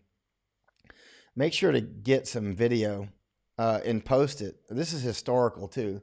And so, it might not seem like it at this time, but this is historical. People are going to look back on this. And the more we record it, the more it will be useful later for other people. It might be only useful locally, right? Like, this is the way it was in my town. This is what happened in my town that is very specific to my town. For instance, suddenly everybody was down at the river getting water from the river, that sort of thing can be quite helpful. To make sure to do that.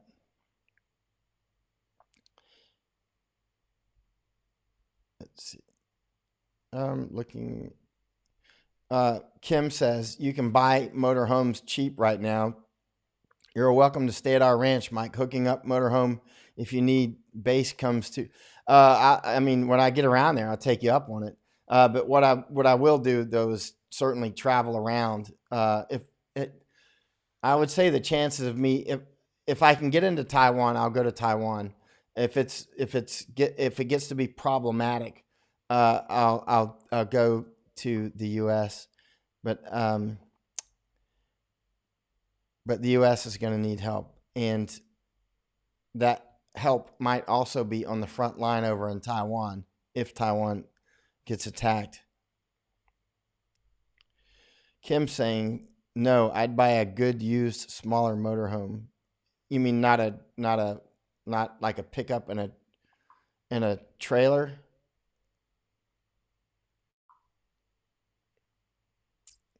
Let's see.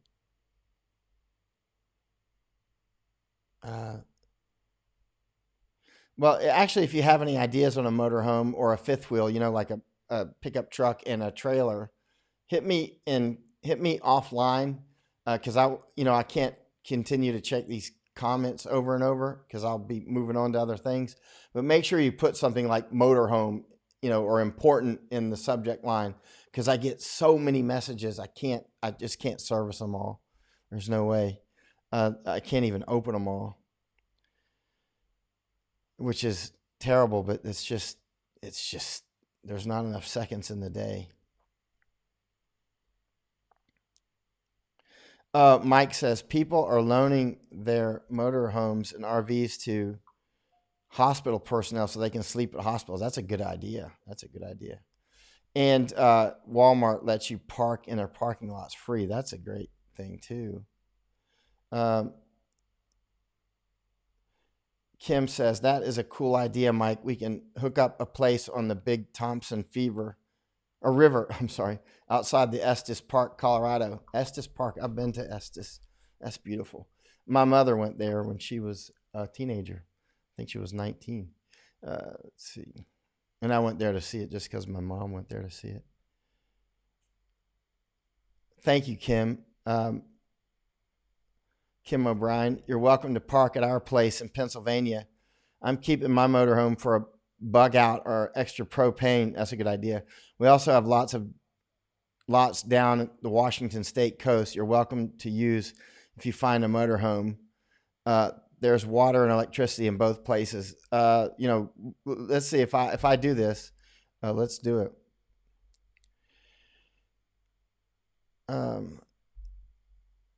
Lisa says, toy hauler, 100 gallons of fresh water tank, solar panels, lots of room.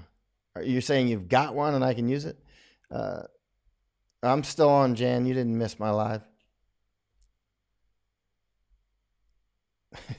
Kim says, I'd rather have a motorhome pulling a Jeep. Yeah, I see people doing that in America too.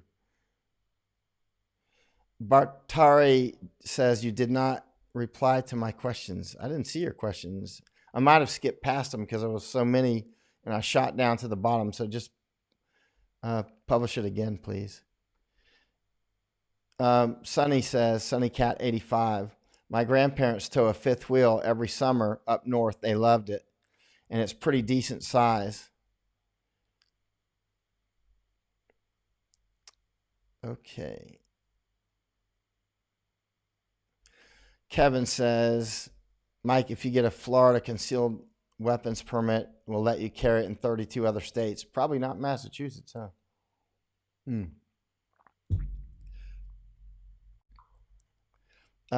Court Graham says, truck camper makes you more mobile.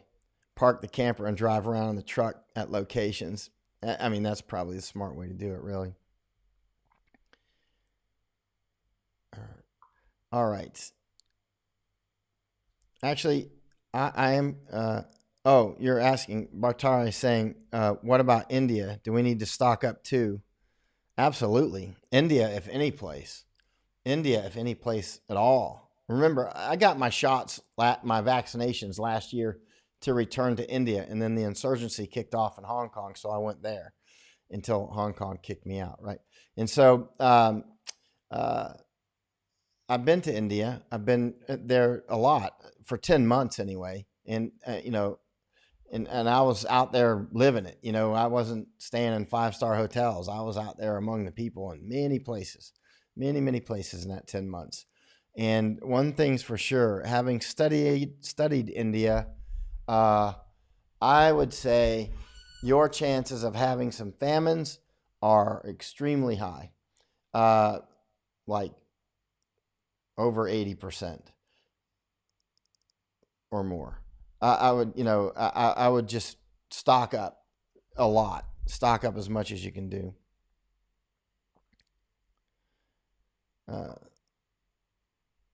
Let's see, but definitely stock up.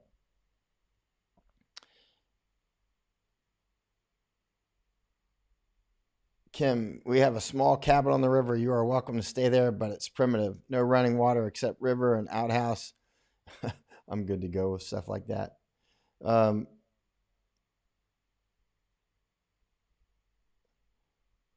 Yeah, but definitely stock up in India. Yeah, email me, Tammy. My email is my name, michael.yon@gmail.com. I'll write it down. It's just my name, michael.yon@gmail.com.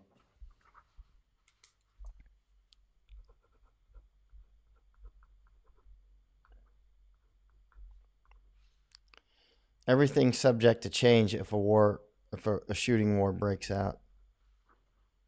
You can see I'm fasting, getting into shape for war just in case.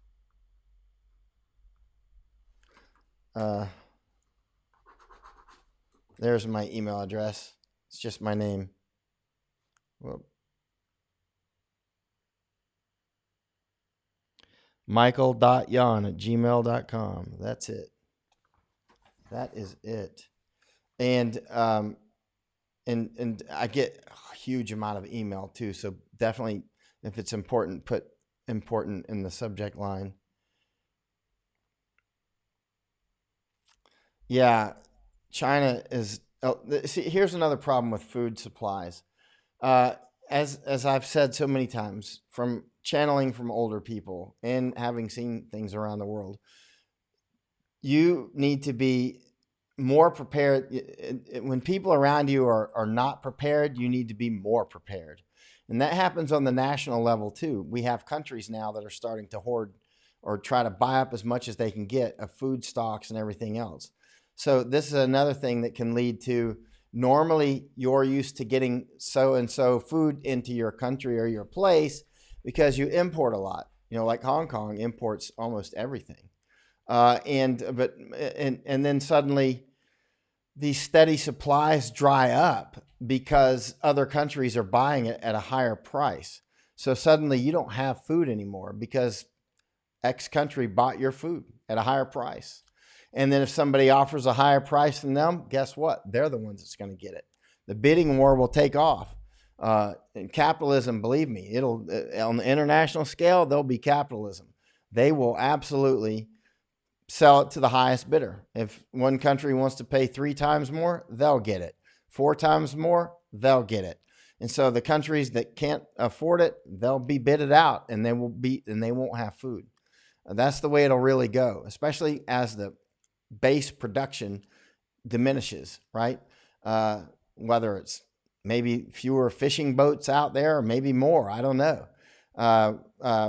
All sorts of things can happen. We can have global droughts. There's a locust problem now. As you know, look up locusts, you'll see where these things are happening. There's all kinds of things going on now. And stock up, I'm telling you. The moment I step foot in the United States or Taiwan, first thing I'm going to do is stock up. It'll be the very first thing I do.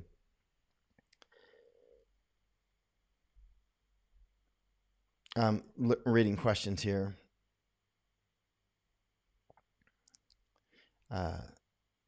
What's the best way to contact me? Just use my email, Gladys. Thank you. And please, that's my email. And just put important in the email, in the heading, because I get loads of emails, and I get so much communication. It's hard to sift through it, and a lot of important. You're welcome, Bharati in India, and I hope to get back to India when this is all over. We're gonna have some tough days ahead, and I really want to get back and see y'all in India. I really want to see you guys, all more than a billion of you. You know I'm joking. Indians got the same sense of humor that Americans got, so you know. Sam Edwards, tons of YouTube videos on experienced travelers with advice. The pitfalls of motorhomes and fifth wheels are everywhere. Yeah, you know what? That's what I need to do. Jan is saying, how much weight have I lost? Net weight, this is my 19th day.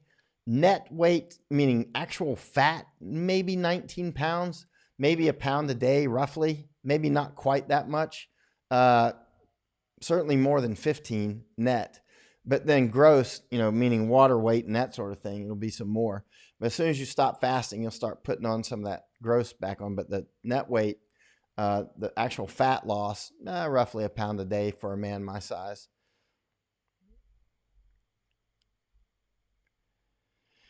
Barbara says,